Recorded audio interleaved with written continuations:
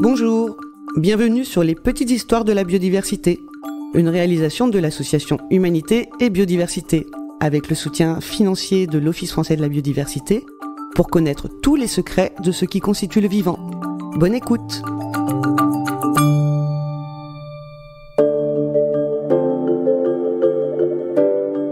Chers amis et amis de la biodiversité, dans les épisodes précédents, nous avons exploré les variations de taille chez les animaux vertébrés, des poissons aux mammifères, qui ont en commun d'avoir tous une colonne vertébrale et plus globalement, un squelette interne sur lequel s'attachent les muscles.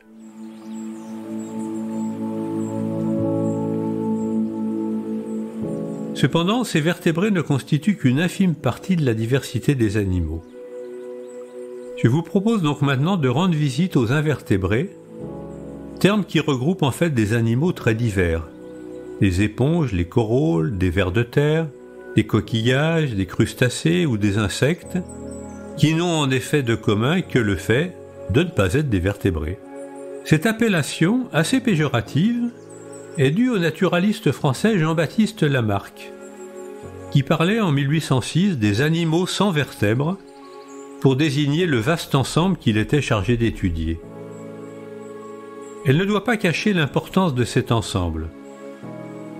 Alors que les vertébrés ne représentent qu'environ 55 000 espèces, connues pour la plupart, on dénombre aujourd'hui près d'1 million d'invertébrés et l'on estime que ce nombre pourrait être 10 fois supérieur. De même, si l'on considère le poids total des animaux de notre planète, les invertébrés en représentent environ les 2/3. Enfin, en termes de diversité, si l'on considère les embranchements de la classification des animaux, c'est-à-dire les grandes divisions reconnues par les naturalistes, on en recense aujourd'hui une trentaine.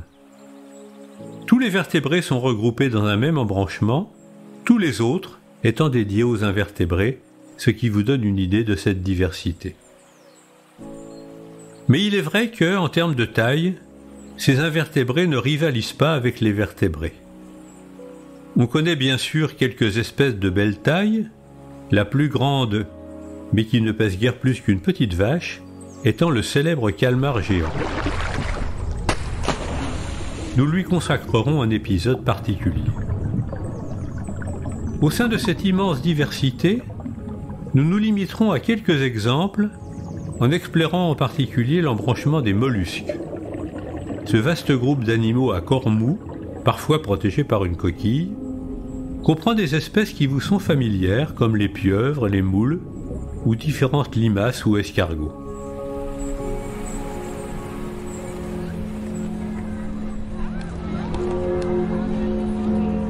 C'est dans le milieu marin, en particulier dans les eaux tropicales, que l'on va trouver les plus grandes espèces. Citons le tridacte géant, plus connu sous le nom de bénitier, car on en trouve souvent à l'entrée de certaines églises.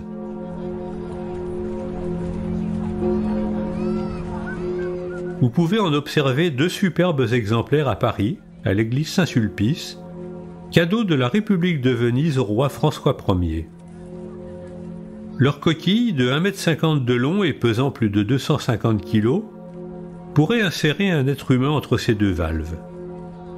Rassurez-vous, c'est un paisible consommateur de plancton, et en outre, il ne peut refermer complètement sa coquille.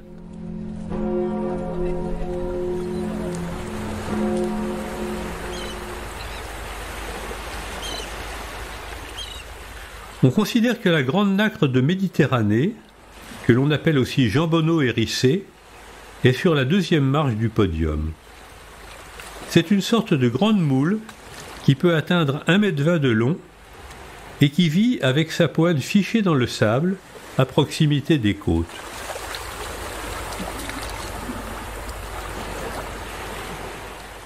Cette nacre était autrefois très commune et utilisée notamment en bijouterie ou pour la fabrication de boutons de nacre.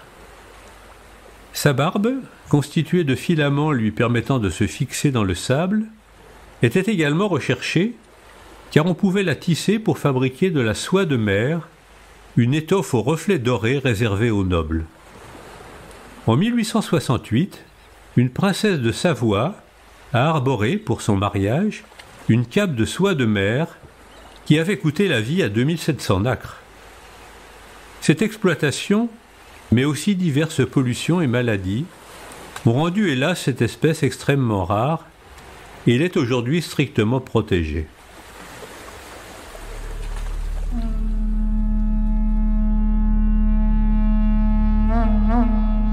Rendons maintenant visite au groupe des escargots. Chez eux, le géant est l'escargot trompette d'Australie qui peut atteindre plus d'1 mètre de long. C'est un redoutable prédateur de vers marins et ce nom d'escargot trompette lui vient d'une utilisation par les aborigènes d'Australie comme instrument de musique. Avec d'autres espèces similaires que l'on appelle les conques marines, il est sans doute le plus ancien instrument de musique du monde, moyennant quelques trous percés dans sa coquille à des endroits précis. En 1931, des archéologues ont trouvé dans une grotte près de Toulouse une telle coquille percée datant de 18 000 ans. Vous pouvez l'admirer au muséum de cette ville. Et récemment, en 2021, un musicien-chercheur a pu la faire résonner à nouveau, permettant ainsi d'entendre le premier son préhistorique de l'histoire.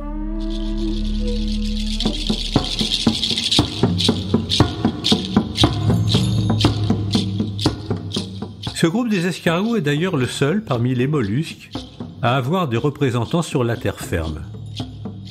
Mais les plus grands, comme les acatines, dont la chair est vendue parfois en conserve à la place de nos escargots, n'atteint guère plus d'1 kilo et environ 20 cm.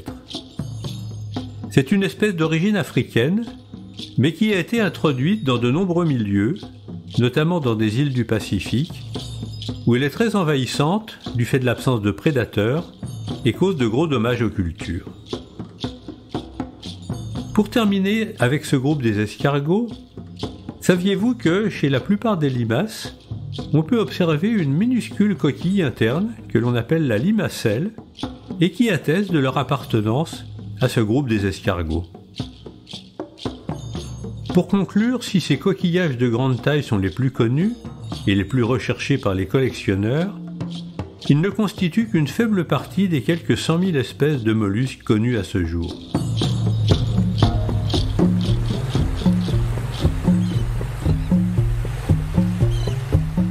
En effet, des explorations scientifiques récentes dans de petites îles tropicales se sont concentrées, en utilisant de nouveaux outils de recherche, sur les micromollusques. Ces petits coquillages, qui ne mesurent que quelques millimètres, soit guère plus gros qu'un grain de sable, sont en effet abondants dans les sables et les vases littorales de ces îles. La moisson de ces expéditions a été riche. Ainsi, sur la petite île de Panglao dans les Philippines, grande comme la ville de Paris, ce sont environ 2000 espèces nouvelles qui ont été repérées, c'est-à-dire autant que le nombre total d'espèces de mollusques connus sur l'ensemble de la Méditerranée. Je vous donne rendez-vous la semaine prochaine pour continuer cette visite des mollusques et faire connaissance avec le calmar géant et autres calmars sèches et pieuvres.